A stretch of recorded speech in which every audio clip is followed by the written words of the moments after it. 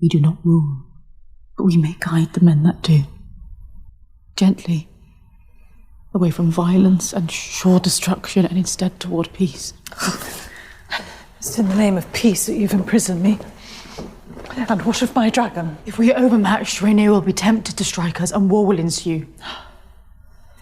Without your dragon, she may be persuaded to negotiate. If it's Driftmark you want, you shall have it.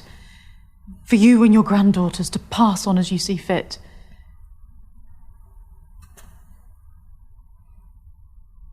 You are wiser than I believed you to be. Alicent Hightower. A true queen counts the cost to her people. And yet you toil still in service to men. Your father, your husband, your son. You desire not to be free, but to make a window in the wall of your prison. Have you never imagined yourself on the Iron Throne?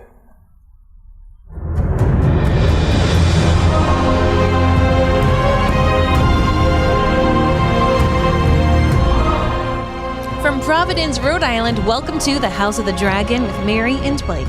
It's a podcast dedicated to The House of the Dragon on HBO, so sit back, relax, and let's talk about fire and blood.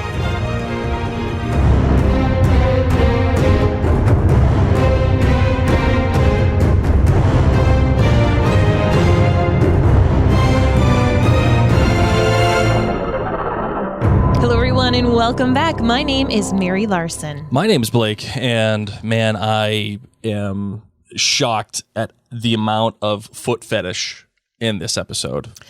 Oh my gosh, it's just so timely because this week I got yet another direct message asking me for foot photos. Really? This one was from a foot fetish man in Connecticut.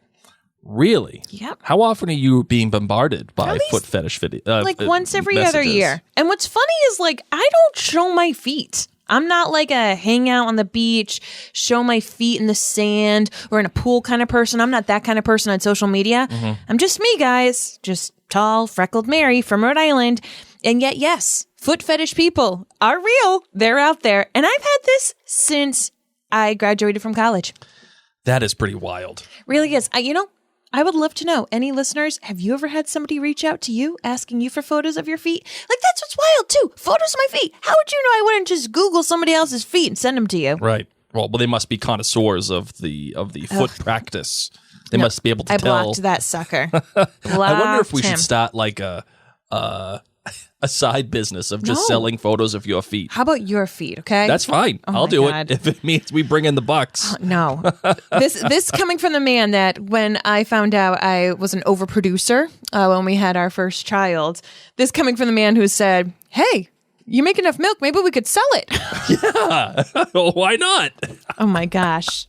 I feel like one of those children in the pits right now. At least I'm not shaving your teeth to a point. True. Just selling my soul with my feet. Anyway, remember, friends, you can find us on all sorts of social media outlets. All you got to do is search Mary and Blake. Of course, this show is going to be coming to an end soon for the season, and we do not want to leave you. This is not the end of your relationship with Mary and Blake for a little while, my friends. Not even so please close. Make sure you're following us on Instagram, Facebook, Twitter, and or YouTube.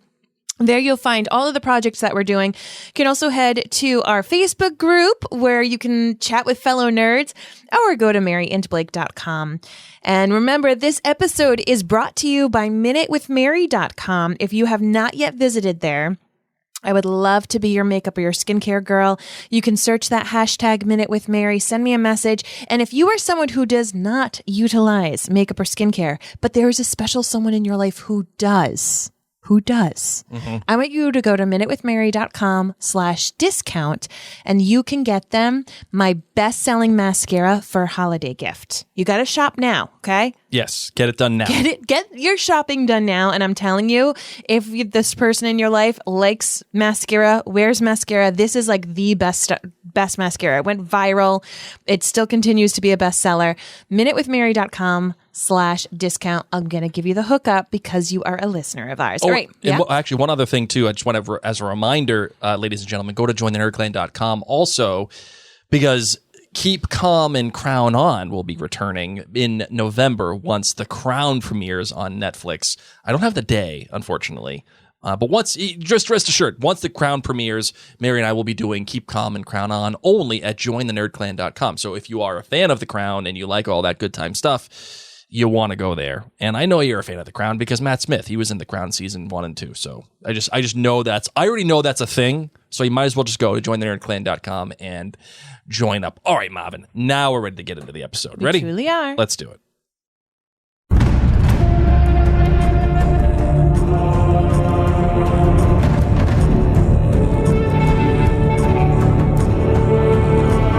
All right, Marvin, your mini plot episode recap for 109, the penultimate episode of season 1 of House of the Dragon. What do you got? This, of course, is the episode that takes place after Viserys' death. It's the morning, the early wee hours when everyone kind of finds out. And the Green Council, meaning Alicent's dad and all the peeps, they try to figure out, what do we do? And Alicent finds out that many of them were plotting to have Aegon be king, whether she knew about it or not. And things get just really awkward. Criston Cole kills another person in front of everybody. It's so gross and so weird. And essentially, there's like this big hunt for Aegon. We got to find him because he needs to be king before anyone realizes the king is dead. They find him, and Rhaenys. There you go. Rhaenys. Wait till I tell you about the twin brothers' names. Oh, no. Rhaenys does not agree with this situation, gets her dragon, leaves, scares the bejesus out of everybody, and probably heads to go warn Rhaenyra and Daemon. All right. Entitled The Green Council, as Mary has already alluded to, this is episode 109, the penultimate episode of season 1. It was directed by Claire Kilner. You should know that name because she has directed 2 other episodes of this season, one being The King of the Narrow Sea, if we all remember that episode. And then she also directed We Light the Way. And it was written, once again, Mary, by another woman, Sarah Hess, who wrote The Princess and the Queen. And Mary, I wanted to know if you felt like there was a difference from the other episodes in comparison to this one, because once again, we have a tandem of a woman writer and a woman director. Did you notice any differences? Did you feel like this was more in that vein, or did you feel like this was pretty representative of all the other episodes? I felt pretty representative. I'm not going to lie. I think that obviously this director did a great job with Rhaenys. Yes. Just the subtleties. And a lot of that, though, I think is the actress and her having so much time on screen. I just think she's extraordinary in this role. I also quite liked we'll get into it, but I quite liked the scene between Alicent and Aegon as they're in the carriage, driving towards the ceremony. And she says, all right, hey, listen, I'm going to make you the king. And then at the end of it, which I found out this was improvised, when he says, do you love me? That was not written. And that one line changes the entire episode for me. So was you imbecile? Yes. Improv too? All improv. Perfect. So it changes the whole conversation. It changes the whole thing as relates to Aegon taking the throne, which is really important. We'll get into that discussion later on. But Marvin, your flame rating, what are you giving for your flames for this episode? I'm giving it 5 again. Okay, great. All right. I'm going to give this one a 4.78. A little bit of a step back. I think there's some logical things that are happening here that are a little tough. And I think, of course, the one question we have to get into is the ending. And there's a question? Yeah, if it makes sense. Oh, okay. But we'll get there. All right, you're a GBG. You're good, you're bad, and you're great. My good for this episode, Alicent. The hour is quite late. Mm-hmm.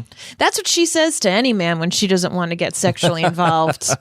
Whether it's Viserys having her handmaid come get her in the middle of the night, or when it's Larys wanting to, do some feet pics. Oh my goodness gracious. I also forgot my dad. Poor dad listened to this episode. Now he's freaking out about the people messaging his daughter for feet pics. Dad, my feet, right? Like whatever. These feet are not beautiful. Well, so that's my good. Thank you, Blake. You're welcome. So I just was happy to hear that callback of the hour is quite late. Okay, and you're bad. My bad is that these poor peasants who are just trying to go to work, just trying to do their daily thing, which they already probably had to call their boss and say, listen, there is some major congestion on 95.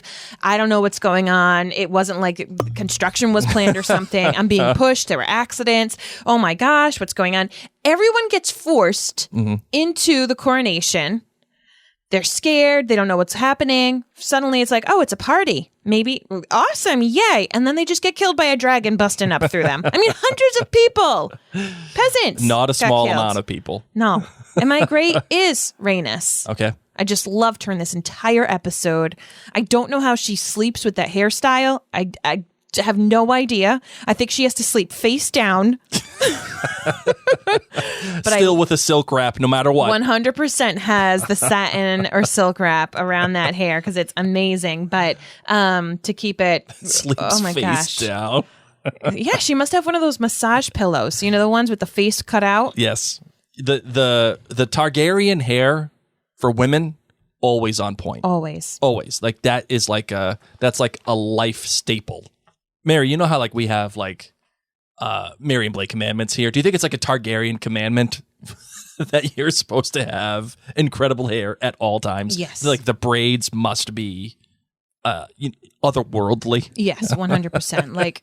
like this is our quote. This is our crowning feature. And it must always look good. All right. So my GBG is the conversation between Alicent and Aegon, the way the conversation that we mentioned at the top of our episode here, Mary, that conversation is changed by that one line. So far we have come to understand Aegon as a spoiled and irresponsible and undeserving, and I would dare say even a little sadistic of a kid who just doesn't want to be crowned. And then when we finally get that one comment at the end, we recognize all of that is not because he's a bad person, which he very well might be, but it's not necessarily guaranteed because of that. It's because he felt as though he never got love from his father or enough. Or anybody. Or anybody. Yeah, sure. Why not? But I would probably say his father most specifically, because his father always just took the side of Rhaenyra constantly. And he looked at Rhaenyra as his only true-born child. And Aegon was just everything left over. You know, it's like the movie Twins, Arnold Schwarzenegger and Danny DeVito, right? When they were bio-engineered twins, and they gave everything good to Arnold Schwarzenegger, and all the crap left over went to Danny DeVito. Oh my gosh. I haven't seen that movie forever. Like, I only saw it once. Yeah. So that's what I think of. And I think that's what he is thinking of. And now that Viserys is dead, he gets a chance to finally ask his mother, do you love me? Like, do you actually love me? And it's not to say that he doesn't know that, but maybe her love will make him worthy of being the king. Maybe that will help enhance him as a person. I highly doubt it, but the insecurity is there. And that one comment sheds light on so much insecurity. And it won't necessarily make Aegon a likable character. It may not even change anybody's opinion, but the fact that it's there is a big step is a big step towards giving him more than just, I'm a shitty kid. It's more than being Joffrey. Like, at least Aegon recognizes, I'm not good for this role. Like, this is not where I should be. This is not what I want. Joffrey, on the other hand, was just this sniveling little kid, one of the worst yet best antagonists in all of television history. Agreed. When that kid bought it, everybody cheered. So I like what they're doing with Aegon in this. Mm-hmm. The bad for me actually goes back to Aegon, and it is in the ceremony. At the end of the episode, there were two things that really struck me. First was how awful those trumpets sounded. It's the trumpets that were airing once he was walking underneath all the swords. Great scene, by the way. I loved how they shot that. Mm-hmm. But the trumpets just sounded like synth trumpets. Oh. And it just ruined it so much for me. I don't know why. It just sounded really bad. But the next one is when Aegon has Blackfire, the sword from Aegon the Conqueror, and he hears everybody cheering, and wow, actually, this is pretty good. Like, people kind of like me. People are kind of happy that I'm the king. And he gets the sword and he holds it up in the air, and Claire Kilner decides to do like this close-up of his fist with the sword and holding it in the air, and like the way the camera pans around him, it just reminded me of one of those bad like adaptations of like a teen fiction movie. Really? Yeah, like But isn't that perfect because he is a teen? yeah, I mean, I suppose took it so. like when people are on stage and they're like, repeat after me. And the crowd. Yeah. Like it just kind of, that was like his rock star moment. I mean, I agree, and maybe that speaks more to his character and the way that it was all held than anything. I just thought, God, this just feels like No, I took it as this just feels like teenage a rock Disney star movie, dream. and he's just like, yeah, and Sword in the Stone. yeah, and like I liked the part where he had both of his hands in the air and he's cheering the crowd on as if to say, yes, embrace me and blanket me with all of your cheers. But just like the yeah, like I think it would have made it better is if he jumped in the crowd and what's that when they like crowd surfed? Crowd Yeah, surfed. there you go. So that was my bad. The great though has to be the opening 10 minutes or so, like just the silence with the little boy going up and telling everybody that Why does that little boy wake up so early to do his job? Because he's like 7. Good point. Good point. They probably told him it's a Saturday because our kids only wake up on the weekends. They are up in our room, 7 a.m. Can we watch TV? Can we watch TV? And we're like, I know. Guys, it's the weekend. you don't even wake up at this time on school days. Right. That's what they must do. They must find It's like Tangled. little kids. 7 a.m.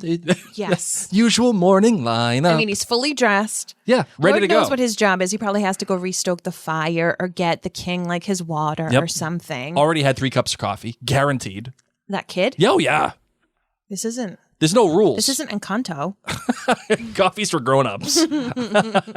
No, I'm telling you. And he knows to go down and to tell Talia. Yes. Is that his mom? Does she just have a deal with him? Maybe she's got a deal. Tell me. Yeah, she probably does have a deal. She probably gives him like a lollipop or something. Either way, that kid's up and he's ready to go. And then, the whole process of it happening and just how somber. And again, it shows you the difference in the Red Keep as opposed to the beginning of this season. It is cold. It is colorless. Mm-hmm. It is somber, quiet, almost like it's not reverent. It's just, man, there's just no life anymore right now.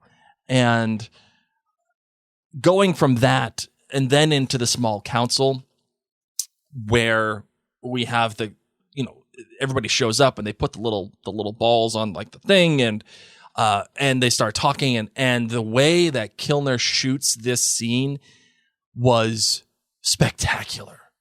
Like legitimately spectacular with all of the cuts, the quick cuts from Otto Hightower to the Lannister kid, and then to Ser Harrold Westerling, and then to Lord Beesbury, and then back to the Queen. You could tell that others were in on this conversation, and the most important person in the room, being the Queen, was not. And you could see it instantly. Agreed. And simultaneously, you could see that whatever was happening in this room, Ser Harrold Westerling was really not comfortable with it. Graham McTavish. Yes. Graham McTavish was not comfortable. Are we still in your good? You're great? No, my great, yeah. No, I'm just saying that first 10 minutes Yes. was just spectacular television because it told you everything without having to tell you. It just showed you everything. And that was that. So, all right, my love, are you ready for the small council feedback? Sure am. Let's do it. His Grace has many cares. He entrusts some small matters to us that we might lighten the load. We are the lords of small matters here. All right, the first one comes from Casey Norman. She says, I'm confused about one item, Mary and Blake. Okay. What building Oh, in the middle of the episode I know. got burned?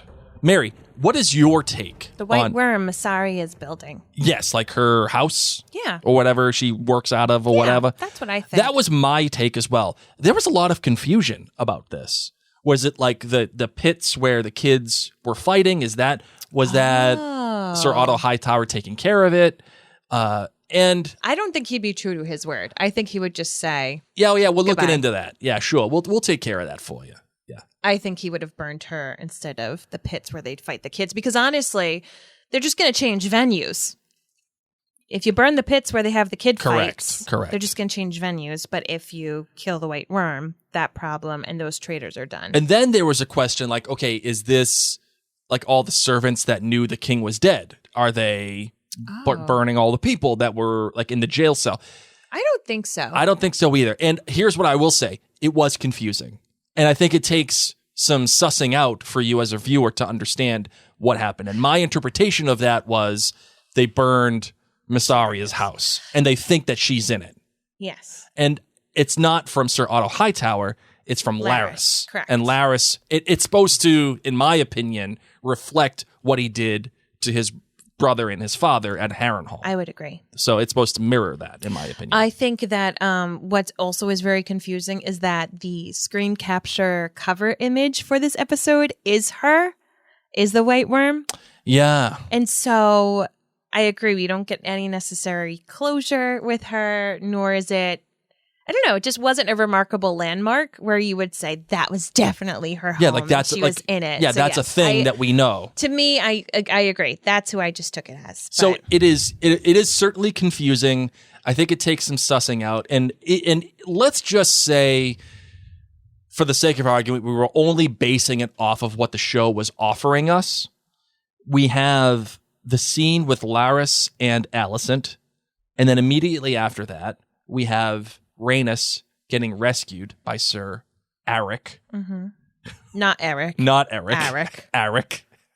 Cargill. Parents, like, what are you doing? No, it's Gurm. Just like, buddy, why don't you just bring up the names and figure it out? Like, Rhaenys, Rhaenyra, Helaena, Laenor, Whatever. Erryk, We're just going Erryk. to call them both Erryk. Cargill okay? 1, That's Cargill what I'm going to 2. do. Erryk 1, Erryk 2. Yeah, yeah. I really am. Yeah. You're stupid, Gurm. Yeah. So then we have Rhaenys being rescued by, I think it's Erryk 2. And So you think it's the one who actually hasn't been by Aegon's side? I took it as the one that was by Aegon's side the entire time. Was like, this guy's crazy. yeah, it could be. Is that Erryk? Or was it Arryk, the one who's not with Aegon the entire time, who's like, man, your job sucks? I think, no, I think it's the one that has not been with Aegon the entire time, because the conversation was, you've seen this kid, you've seen what he's doing. And the brother's response was, but I'm sworn to protect him at all costs. Okay, so Arryk, a kid. Yeah, like, we'll call him Erryk 2. Call him Erryk 2. Okay, Erryk 2 is the one that's against Aegon. And Erryk 2 was like, he came in and he rescued Rhaenys. Yes. And said, I can't be a part of this anymore. Yeah. We need to figure this out. Yes. So we have that scene. And then right after that scene, when they come out of the keep and they look out into the sky, into the cityscape, you see a burning fire. Yes. And she says, where are we? And he says, okay, we're here, whatever, Google Maps. And He says, get to the water. the next scene is the burning fire and then the person in a hood walking away from the fire. And then that's that. The way that hits to me is we go from the conversation to Larys and then another in between, and then boom, something happens. That to me feels like it's Larys influencing what's happening in the plot instantly. Like, Okay. he has the conversation, he has his foot picks, and he's moving on to the next thing so that he gains more trust and he's able to get more feet picks from Alicent. Well, and he just told Otto, I can be your friend too. I can do your stuff. Yes.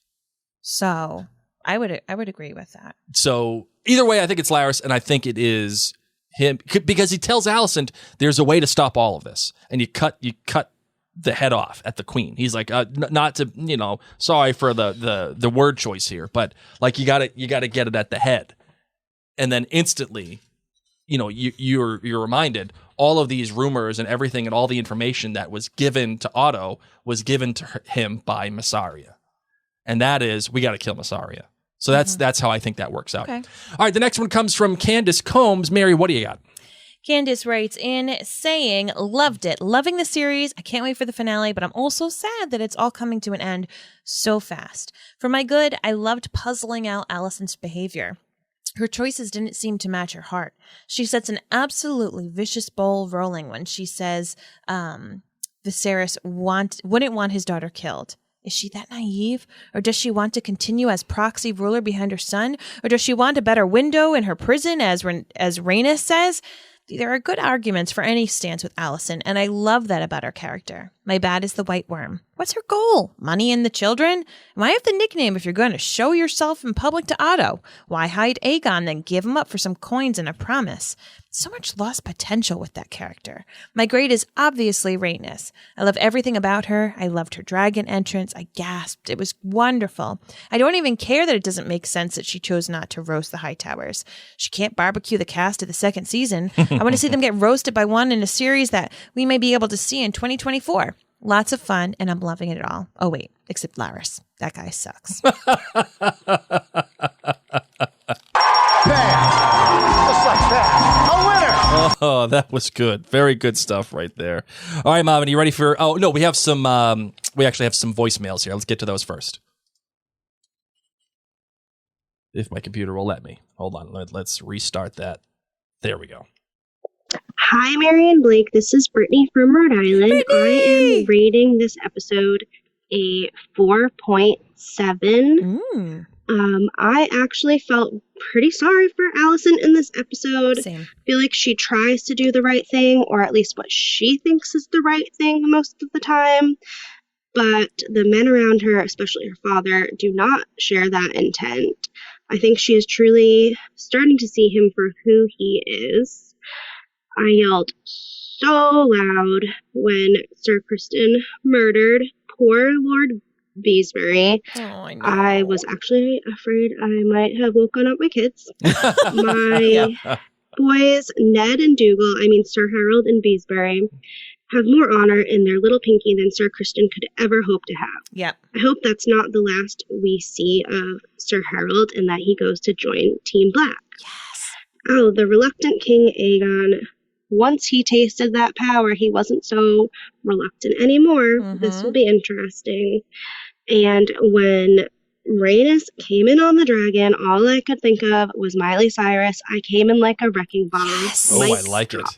Oh, I like that. Good one. Maybe we'll play that at the end of this episode. Oh my gosh, that's so good. You know what, Mary? Let's pour one out for Sir Lord Beesbury. And as we all affectionately know him as well as Ned Gowan from Outlander. Pour one out for him. Oh my gosh, honestly, my heart broke too. I know. I was just saying to Blake, as they're rolling all these balls around the table, I'm like, what are these even for? Yeah, I don't know. Is it like an attendance thing? Well, at first I saw it as whoever has the ball gets to speak. Makes and you sense. kind of like roll the ball. Okay, it's my turn, roll the ball. Awesome. But everybody has a ball. So you're supposed to turn it over when it's your turn to speak? I as an attendance marker, we can all see you. I know you're here. What are we doing with these balls? Do they have little markings on the ball, like for how many times you do show up? Gosh, ball in the head. No, thank you. What's the thing that you go into when you don't show up to school enough? Wait, what's it called? Oh, I don't know, but we got that letter. It wasn't for our kids. It was just a notification from the we got school. a letter saying your kids were late to school too many times. Really? Last year. Well, because then we would also keep them out if we thought they might have the big yeah, C. the whole world did so they that. No, but truancy. Truancy, there you go. And you could go to jail as a parent. Right. if you keep your kid out or if your kid's late more than 30 days out of the school year. So just imagine you're 5 minutes late, 10 minutes late, any of these kind of things. And last year, I'm not going to lie, friends, A, I was keeping them out if they had sniffles and coughs because we had to do that. Yeah. But B, if my kids had a rough morning, I said, you know what? Let's go get some donuts. You run us some donuts. We'll just go in 10 minutes late, thinking nothing of it. And then we get a letter. Just so you know, You're going to jail, lady. you could go to jail because you're getting too many donuts for your kids after they're emotionally wrecked past couple of years. Thanks to the pandemic. We noticed a slight weight gain in your children. Not our kids. No, our kids are freaking rails. Oh my gosh. Oh my God, the amount of food that All they they eat. eat. Their Oh. metabolism literally must be Chernobyl. Like it must just be pouring out of them. Oh my God. I could borrow some of that metabolism Please. and they'd still be fine. Yeah, do you think they go into truancy with if there's enough markings on the ball? No idea. Oh, yeah. So pour one out for Lord Beesbury. for Lord Beesbury or Ned Gowan. Also, by the way, found out that Helaena is actually Elfwin from The Last Kingdom. Just want to throw that out there, which is interesting. All right, let's get to the next one. Hi, Mary and Blake. It's Glow from Methuen. This is Your for cousin House of from Boston. the Dragon, episode 9. 5 Flames. Sweet baby Jesus, what an episode. My good was when Commander Westerling resigned and removed his cloak. Like a boss. My bad, Sir Criston is truly unhinged. Rest in peace, Lord Beesbury. You were a loyal guy. And my great was Rhaenys's exit. Rhaenys. Oh my God. Yes, she could have ended all of the Greens with one Dracarys, but I think she saw a mom protecting her son and probably didn't feel like it was her place. Plus, it wouldn't have a show. I was literally sick to my stomach twice when we saw the cage of children made to fight each other and Alicent giving into Larys's, oh my God, what the hell's his name? Foot fetish. Now, I totally support everyone's choice to be into whatever they like, but that just creeped me out. How did they make that deal? What was the discussion there? I'd like to know. I think I know what Helaena meant by the beast beneath the boards, but I think it's a spoiler, so I'm not going to mention it. And next week's finale is going to be insane. Wish we could all watch it together somehow. That's it. Bye.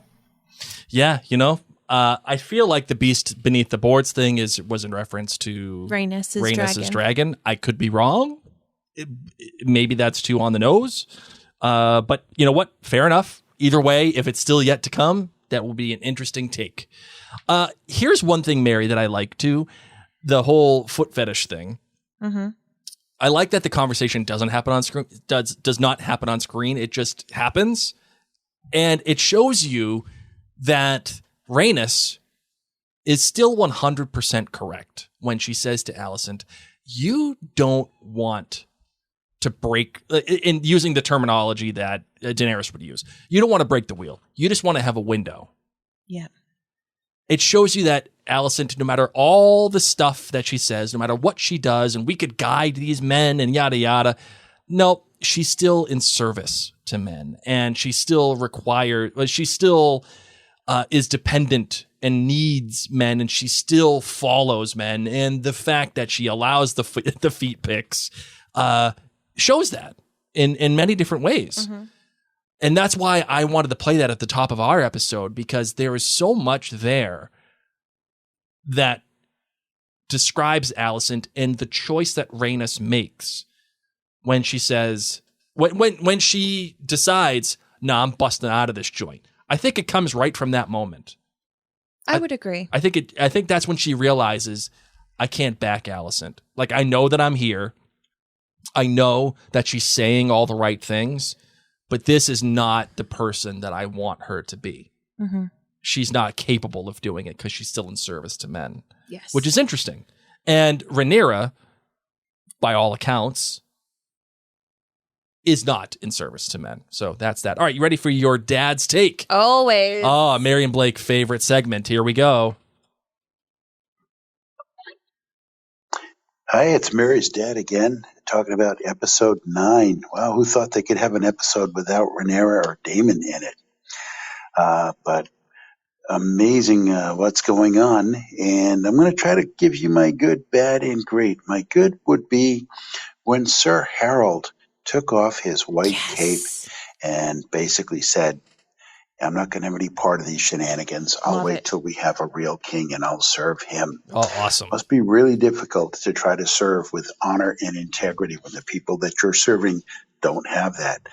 My bad, 2 things. I felt bad Lord Lyman got killed. I didn't think he deserved that. Agreed. He was a stand-up guy. Caswell, and maybe? The real bad was Queen Alicent and Larys at the end, where she was taking off her stockings to definitely lure him in. And he was choking the monkey there. I think that those two are going to get together, and she's going to reap what she sows from the relationship. Yes, she is. Oh my God! Hold on, just wait, just wait. Your dad choking the monkey. I've never heard that phrase before, Blake. I've never heard it. And I'm just so excited that phrase has found its way into the Mary and Blake universe. It's found its way into the world. Is my dad saying he thinks that they are going to get together? Like that they're going to be a thing? No, I just think that she's setting up a bad habit. She's setting up a bad habit, and no matter what she is getting out of this, it ain't going to be good. Did he tell her dad? When her dad was like, so you hang out a lot? And he's like, yeah, we do. I'll tell you more. You want to know? I went and rubbed one out. Did she inherit her feet from you or her mom? Well, she does look like her mother in certain light. I know, but maybe her feet look like her dad's. Oh my God! Oh, can you just? I love feet. I love feet. I don't discriminate. I never yuck somebody's yum, man. Never yuck somebody's continue yum. with my dad. All right, here we go. Hold on. Choking the monkey. Okay. She came in on the dragon. She could have wiped everybody out and ended the saga right there, but she chose not to. Not sure why she held back, but she didn't say Dracarys. She let everybody live. Why. So it's going to be interesting to see how things continue. That's it for this week. Take care. Oh, thank you so much, Grampy. Thank you. All right, Mary. Yeah. As much as I want to keep talking about choking the monkey here. I don't. Your dad brings up a great question, and I think it is the one that is on everybody's mind and on top of the entire fandom's mind. Oh. And that is Rhaenys not obliterating an entire line of people with just one word. Yes. I think there's a lot of different takes on this. Oh, okay. And I think some people are very upset. Oh, why? Like that it doesn't make sense. Oh. And that some people are, on the other hand, saying, of course it makes sense.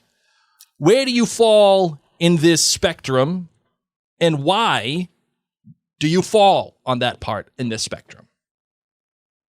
I fall on that Rhaenyra's side. Rhaenys' side, that she made the right choice for her. Okay, why? Well, this story will be over. Yeah, but what? Goodbye. Aside from that, Done. I agree. I like. There are certain things that have to happen in order for the story to happen, right? To continue. I think she did it. Aside, I think she did it out of respect for Alicent. I think that they shared a moment, and her son supposedly was just burned to a crisp, and she couldn't fathom burning this woman's children after she had just lost her children as well. And that she was able to see in Alicent's eyes the fear that she had for her children. And it was a mother-to-mother thing where she could not do that. So does that outweigh what's right for the realm? Yes. Really? Yes. And in Rhaenys' mind, whatevs, man. Whatevs. Ain't my problem anymore. Not my chair, not my problem. chair, not my problem. Just get me out of here. The people I care about aren't here. And if I burn everybody, I'm going to put my people in danger even more. Like, my granddaughters aren't necessarily in danger. It's the boys that are in danger. Sure. Okay? Valyrian girls, they're kind of okay. Yeah, but they're going to be in danger because they're going to end up marrying. But they're not married yet.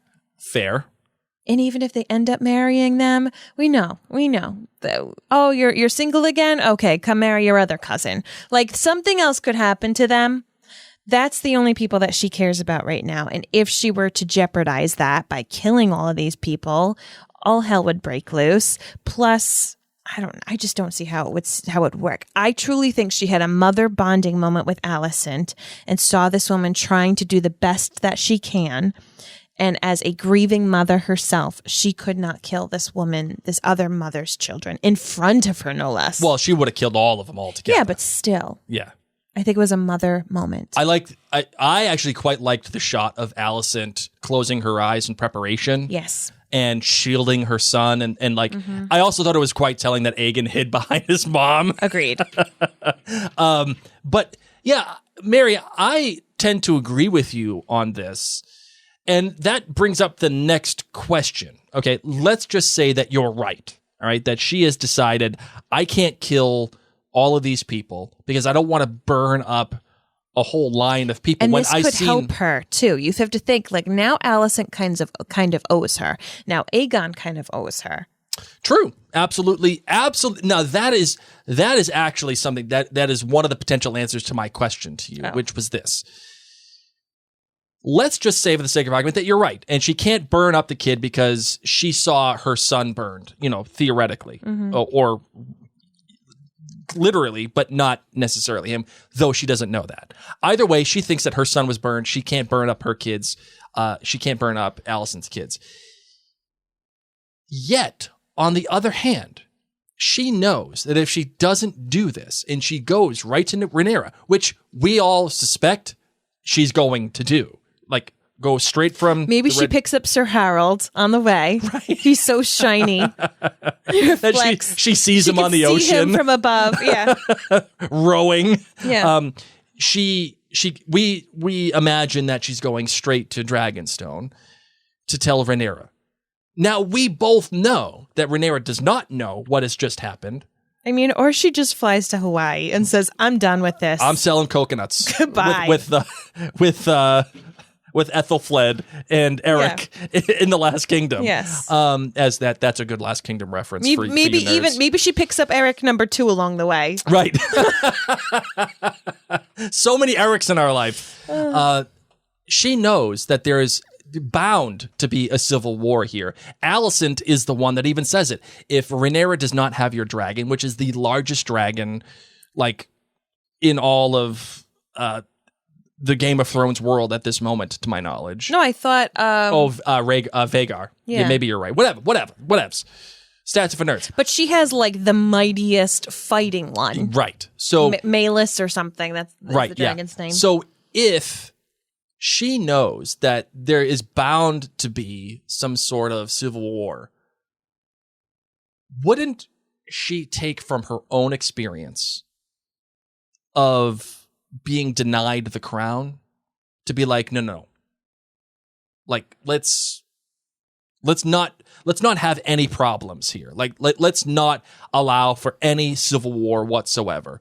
Let's just kill all these people. No, get it done then with. All of those, the high towers, everyone who she kills on there in the Sept is going to be against the Dragon Riders.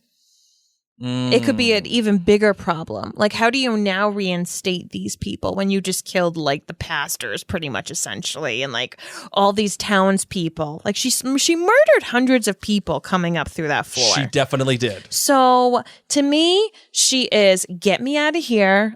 I'm not going to harm you because you're another mom, and I see the terror in your eyes, but I am going to go save my grandbabies. Yeah, and I'm going to make sure that everybody that has been kept out of the loop here. I mean, this is a coup. This is a palace coup here. And the people have to know. The people that are supposedly going to be in charge have to know this. Which also brings up a question, Mary. If you remember, in a boss move, like a big time flex, Otto brings everybody into the throne room and makes everybody kneel. And there are a few people that don't, and he takes them off and whisks them away. And then that one guy that does kneel tries to sneak out. That was Lord Caswell. Yeah. Okay, yeah. Lord Caswell. The one who congratulated Rhaenyra on her baby. Yep. The one that met her and Daemon when they came in, and she's like, so good to see you again. Yep. Let me know if there's anything I can do. Poor Lord Caswell, who I honestly thought was going to be a big player somehow, some way. But you know what? Tries. For the very fact that you're able to remember him, and the fact that you're able to remember the back and forth that he had with Rhaenyra, shows to you that they did a good job with enough with his character to make it somewhat memorable of what's going on. How in God's name do they find that guy and just off that dude? But then they let Ser Harrold Westerling go, and they're like, oh yeah, you know what? Yeah, take your cloak off. And you really want to know, Blake? Figure it out. You really want to know? Absolutely. Are you like actually confused? I'm a little confused. All yeah, right. sure. I'll break it on down. I'll for you. break it on down. So, what time of day do you think little boy in red found out King Viserys was dead? 5 a.m. 5 a.m. Let's sure. say it's 5. Goes downstairs, tells Talia. Talia comes up and tells the queen. Yep. Queen goes, tells Otto. By now, maybe it's 6, okay? Sure. Otto freaks out, gets all the servants, everybody put into a jail by 7. And the small council starts meeting at 7:10. Everyone's complaining. I haven't had my Starbucks yet. What's going on? Wow. Ser Harrold leaves the small council by what? 7:30? 7:45? Sure. Okay. Lord Beesbury maybe dies at 7:30. Ser Harrold's out of there by 7:45. Gotcha. Ser Harrold leaves. Yep. Does anyone in the Kingsguard know that Viserys is dead? No. Does anyone know that King Viserys is dead outside of that prison, outside of the small council and Larys? Right, but why No. would anybody on the small council let Ser Harrold go? That's my question. What do you mean? Why would they let him go? They had bigger fish to fry at that moment. He didn't say, I'm going to commit treason. He's just like, listen, I don't want to be in this room because y'all are crazy right now. And when there actually is a king, I'll be here. They probably didn't think right. And what were they going to do? Have Sir Criston Cole kill another person? True. I think then everyone else would have lost their minds. I think Otto would have had Ser Harrold killed, but I don't think the other people would have. I don't think Alicent would have. I don't think anybody else would have been cool with that. Only Otto. So I thought that he probably thought, okay, Ser Harrold is Ser Harrold. Like, where's he going to hide? He's got a shiny armor. They probably and a big bald head. Yeah, they probably thought he was just going to go and have a little time out. I think he left. I think he went out and said hi to his friends, Erryk and Arryk, at the gate and said, listen, I'm going to go get a Starbys. Do you want anything? Okay, you want the cinnamon mocha latte? I got you. I'll be right back. Okay, Do you want the unicorn latte? Oh, yeah. You want the pink drink? All right, open the gate for me. I'm going to go grab it. You guys know, I treat you right. I'm a good boss, right? High five. He busts it out of there, and he is out of King's Landing by 8:15. Gotcha. Okay. Out. Bye. Took his fastest horse, probably got his Starbys on the way, so he is good, caffeinated, and out of there. What's his drink? That's the question. If Erryk and Arryk are pink drink and cinnamon mocha latte. Oh, his is probably like a double espresso, shaken oat milk kind of thing. Healthy, but like healthy, serious. but enough. Yeah. But kick, I mean, he has to go to Dragonstone. So that happens by 8:15 a.m. Oat milk. Who else were you saying got killed? Oh, then you got Ser Caswell. Okay, so that was 8:15 a.m. Small council is out by 8:30. All right. Then they have to call in all the lords. Maybe this happens by noon. Okay, maybe this happens by noon. Yeah, agreed. Okay, Ser Caswell comes in. At this point, they start to tell the rest of the Kingsguard. They're looking for Aegon. They're doing all these things. So Lord Caswell doesn't want to bend the knee, but does 1 p.m. Now all the Knights Guard know, and everyone's freaking out because now all of the knights know what's going on. And they're looking for Aegon. Yes. And they said, please don't let anybody leave. Gotcha. Lord Caswell tries to leave at 3:00. And they got issues. Yes. And they've circled the wagons enough where and they nobody know. even realizes that because they got so blown away that Viserys is dead, nobody realized they didn't get their cinnamon mocha latte. Under the radar. Radar. They're going to figure it out tomorrow morning. Yeah, they'll be like, oh, crap. Yeah. That's fair. That's fair. You're welcome. Absolutely fair. Could they have used timestamps in the morning? Probably. But I think Lord Caswell was stopped in the afternoon, and I think Ser Harrold was stopped first thing in the morning before his cohorts would have been told not to let him go. Gotcha.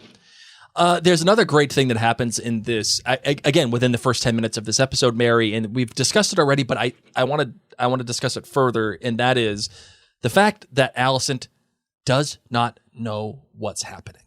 In fact, she does everything in her power to make sure that Rhaenyra and Team Black don't get killed. And that is the reason behind the entire race to find Aegon, right? I think some people were confused, like, why are we racing to find Aegon? Like, either way, they're going to find him. The difference is if Otto finds him first, they believe that Aegon will be influenced enough by Otto to say, by him saying, go make sure Rhaenyra gets killed. Alicent is racing to find Aegon to get him influenced enough to say, don't kill Rhaenyra, send terms to make sure that she understands what's happening here. And that is the race. That's the whole purpose of what we're trying to do. And I like the fact that she does everything she can to make sure that the right thing happens. Even though she wants her son, and she knows, at least within her perspective, that her son is supposed to be on the throne, given orders by Viserys, at least to her perspective, she's trying to do the right thing. She's not just following along, and she's not just giving in. She's doing that. And that, to me, makes her, again, a much more likable and much more tragic character for what's about to come. Would you agree or disagree? Oh, I completely agree. That? Yeah. You feel so much sadness for her that she spent all this time and all this energy, and she just can't seem to do the right thing. And then on top of that, her husband just died, who, obviously wasn't the most ideal relationship, but she obviously cared about him greatly. And then they're trying to kill her friend, who she just mea culpa like yesterday. Yes. Yep, 100%. 100%. And it just makes, whenever you have someone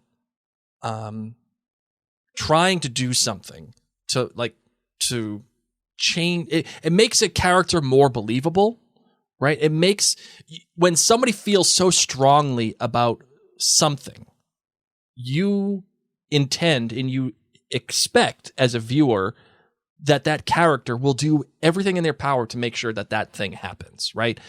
Everybody makes fun of Batman versus Superman because that whole conflict between Batman and Superman would not have happened if Superman just said to Batman, hey, they got my mom. Yeah. Can you help me out?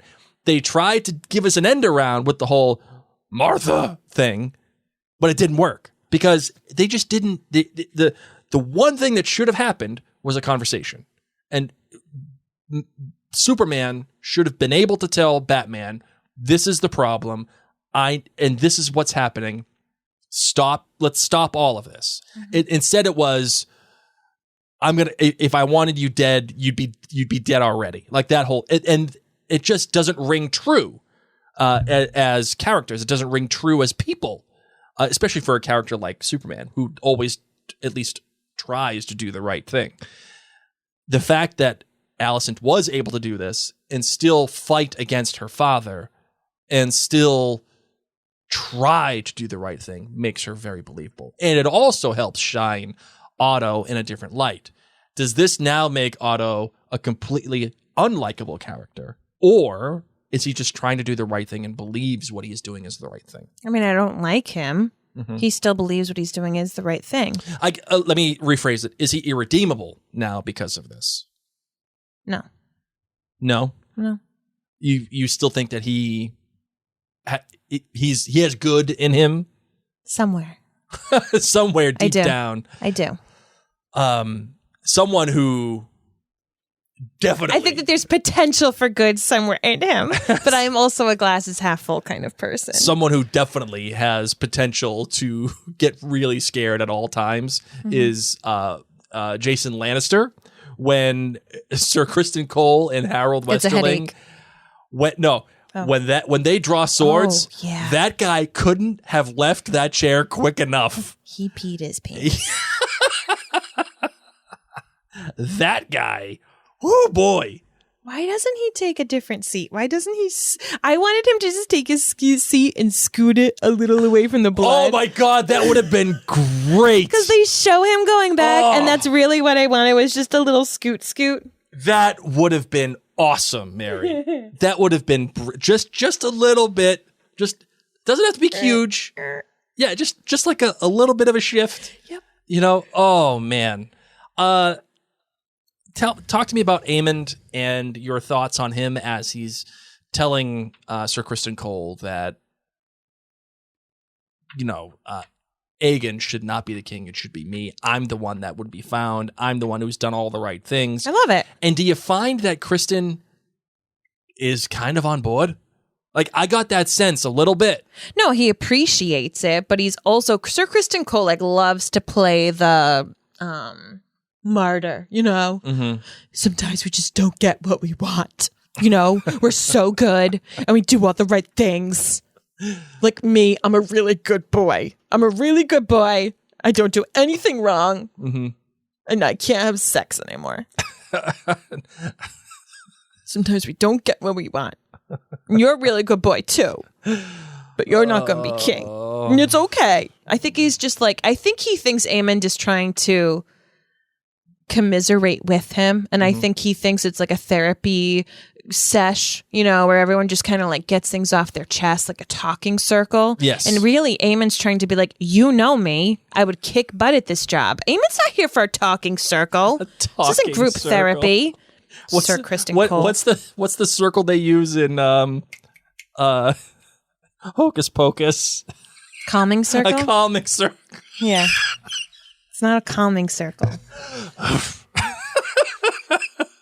Oh my God, a calming circle. They tried. He wanted to have a calming circle. Yeah. Oh, by the way, it was Tyland Lannister, not Jason Lannister. I messed that up. Yeah. Sir Criston Cole, though, is bananas. He thinks he's doing the right thing. And then he and Alicent, of course, had that weird thing. If you value our relationship. Yeah. He's the queen. Yeah, that made me tilt my head a little bit. Okay. I think she is just waving her femininity around all these guys to get what she wants. She knows Sir Criston Cole won't try to kiss her, grope her, but he wants to be with her because she's like, oh, look at me. I'm a high and mighty. She's what he thinks is the ideal perfect woman. Mm-hmm. He does not, he has such strong convictions of this faith and what women are supposed to be like, and he sees her as this pinnacle. I mean, he would honestly do anything for her. Sure. I don't think she's doing anything inappropriate with him. Unbecoming. Yes. Okay. But she uses it to her advantage. Fair enough. I think she does. Because I mean, he literally kills very... Beesbury, and then she's like, he didn't insult me. He did. You Right. just killed Beesbury for nothing, but yeah, he didn't. Well, he didn't mean to kill. That was a thing.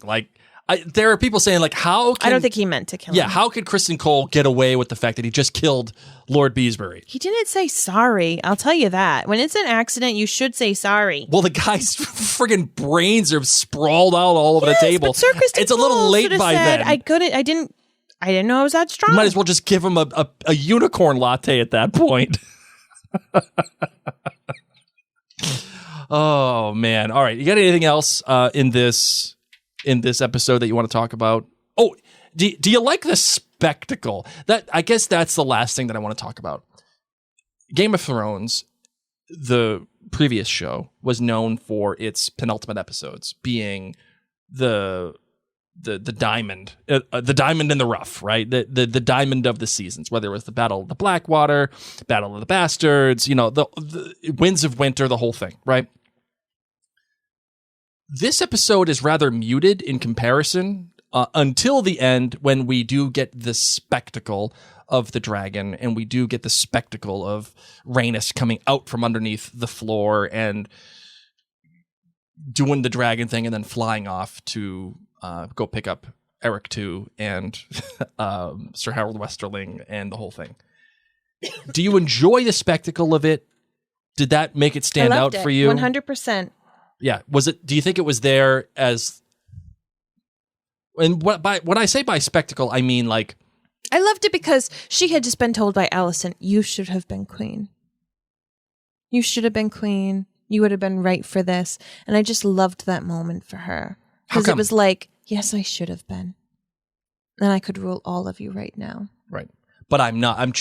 Maybe that's one of the reasons why she did it too. Like, yes, I could have been queen, and I could do the thing right now that makes me either one, queen, or two, Rhaenyra. That queen. won't make her queen. And I know, but like if she showed up, but she'd get in major trouble. She'd get in major trouble for just killing all those people, many of whom were her family, without Rhaenyra knowing. Like, I just decided to do this on my own. She would be in serious trouble with everybody. Well, I agree, but I guess what I'm getting at, Mary, is the fact that she pulls back and doesn't do what we all want her to do. That is a flex. That's a huge flex. And to me, what that does is it shows Alicent, I'm still continuing to do the right thing, and you should know to back down. Yeah. Because my hair still looks good. No matter, I just came through a friggin' floor and my hair is still on fleek. Is that still even a word? Like, is that still even a phrase anymore? I don't think so. But. No, but like it's still showing Alicent, you know you're doing the wrong thing, and you're still continuing to do it. Whereas I could have done this, and I'm not. I think that's part of it too. Would you agree? Yeah. Just a flex. I don't even need to do this because you know how awesome I am. Fair. All right. Anything else you want to talk about in this episode, my love? That is it. All right. Let's get to it then. Who are you rooting for? Who's the bad guy? Oh, bad guy. The bad guy. Still Larys. I don't trust that guy even more now. That guy's out. Sir Criston Cole, he's on my bad guy list too. If those two team up. You know they're gonna, right? Oh my gosh. There's gonna be an instance where they have to that's gonna do be something so bad. together. It's gonna be so bad. And my good guy, I'm rooting for Rhaenys. Yeah, man. Like, what does she get to do? And when is Corlys coming back? I think he comes back in the finale. There's a hot take for you. And where is Sea Smoke? Corlys comes back with Sea Smoke. No, Sea Smoke is Laenor's. No, I know, but he comes back. He has him in tow. Okay. And bad news happens. That's a hot take for you. I mean, it's not. That's kind of like a warm take. That's a microwave take. But it's still, Corlys comes back in the finale. And there's going to be somewhat of a battle that kicks off the rest of the Civil War. And Corlys is the one that starts it. Awesome. That's my thought. That's a hot take for you. All right, who's my bad guy? I think my bad guy. Yeah, it's. I'm out on Otto Hightower. Good. Nothing good is coming from that guy, and the reason why I say that is because he made it a point to make the whole episode he against Alicent, where it should be you supporting Alicent. That's what it should be. Like, no matter what. He doesn't care about her, though. And that's true, Mary, because even Alicent says that to him at the end of the episode, where it's like, you never cared about me. No. I was just a pawn in the game for you. Yes. And you made me think that you were like, you cared about me. But that's why I think he's my bad guy right now. Like, dude, no way. And the person I'm rooting for, yeah, it's got to be Rhaenys. Rhaenys feels to me like the moral compass of the show. I love her. At first, I thought it was going to be Sir Criston Cole. Can she be the hand of the queen? Oh, goodness, that would be great. Hopefully there's no foot of the queen. No, Larys already has that. Yes. He already has that job pinned. Sorry, that's already all set. I like Rhaenys. I like that idea that she's the hand of the queen. I like this idea. Or maybe she goes back and says, listen, I know you want to be queen, but can I? Yeah, can we Alicent just told me I would be a good queen, and I kind of like that. So how about I be it for just a little bit? I'm going to die. I'm older. Yeah. Just give me a shot. Yeah, you keep having babies. Yeah.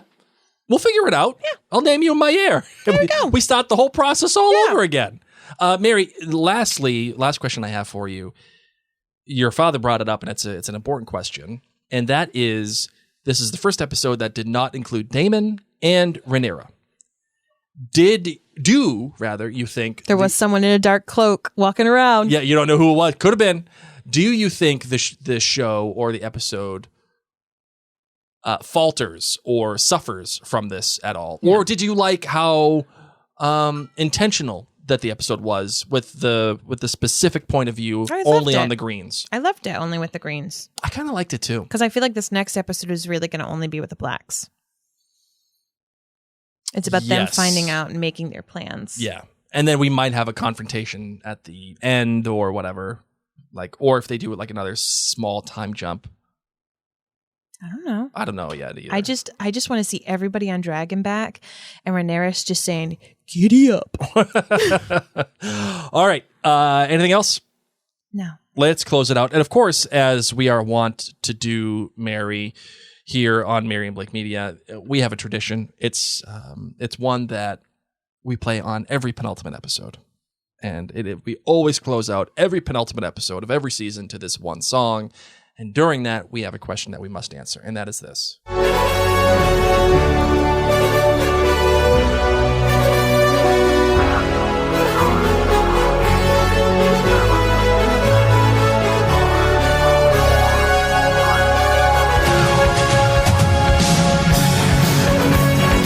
It's the final countdown. Yes, it is. Sorry. Mary, does this episode give you enough momentum going into the finale? I mean, if that's not momentum, I don't know what is. Good point. This is, I think, a pretty good version of what momentum should be. One where it's not overwhelming, one that's not in your face, but it's just enough to say, get me to the next episode right away, right now. I think that's important. All right, sorry. Didn't mean to interrupt you, Mary. Go ahead. I'm just so excited. I was saying, about to say that there is just so much momentum. We cannot wait to talk about the finale with you. Don't forget, when the finale airs, you can head on over to our social media channels, Facebook or Instagram, and leave your thoughts and comments about the episode. Yours may be read. And of course, you can actually head to maryandblake.com and leave your voicemail feedback. 90 seconds, let us know who you are, whether you want to share your GPGs. Hold on. It's the final countdown. Okay, continue. Whether it's your GBGs or you just want to share something else that I want to get at least 5 voicemails for the finale. I suspect 5 for the finale. Here's my hot take. We're going to have to do a whole nother episode just for listener feedback because we're going to get that much. That's my guess. If we don't, hey, we don't. It's not a big deal. Whatevs. But I'm just saying, I get a sense that we're going to have to do a whole nother one. Okay. Because so many people are going to have so many opinions. Or it'll just be long. But you know how it is. Yeah, whatevs. In this finale, I hope we find out where Erryk number 2 is. I hope we find out where Ser Harrold is. I mean, I know where Rhaenys is going. Yes. Hawaii or to Dragonstone. I hope we find out where Corlys is. Those are the 4 people. I want to see where they go. Corlys, Harrold, Erryk number 2, and Rhaenys. Yeah. If I get that in the finale, 5. Does Aegon make it out of the next episode? Yes. Yeah, I think so too. I when we were watching this episode, I had a hot take that Aegon was not going to make it out of episode 109. I was wrong, but I was close. Well, he needs to be crowned so that Aemond can be next in line. Ooh, is that something that happens? Yes. Like, is that going to be a thing? Yes. Maybe he says, hey, why don't you go to the same place that Laenor went to? Why don't you go on a little boat? We pretend you're dead. How sad that Aegon has his sons and his children put into those pits. Does he stop doing that? Oh, goodness, right? And he has his own son now. Right. So would his son be the next heir, or will it be Aemond? Well, no, it would have to be Aegon's kid. But not if he's like one. No, he would just have a king consort. He would have someone that a king regent, rather, that would just But maybe he makes rule a in deal his with stead. his brother, and he says, "You rule. You be king. I don't want this." He abdicates, It'll be an interesting conflict to see what and happens. he goes to Hawaii too.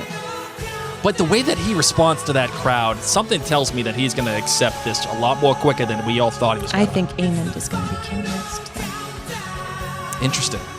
I like it. Me too. I like it. I wonder if Aemond tries to kill Aegon, like specifically. You know what? I think Aemond's going to try to kill Rhaenyra. Well, yeah, but maybe he doesn't succeed. Because she would be... Oh, man, there's just too many people. Too many people who could be next in line. Here's I a don't hot want take. any of it. Here's a hot take. Aemond tries to kill Aegon because he realizes he can't kill Rhaenyra. And what does it matter anyway? Because he is already in control at the Red Keep. So kill the guy, kill the person that's the head of the whole thing. That's my hot take. All of it. All right. Time to go. My name is Mary. My name is Blake. Jack Harrow.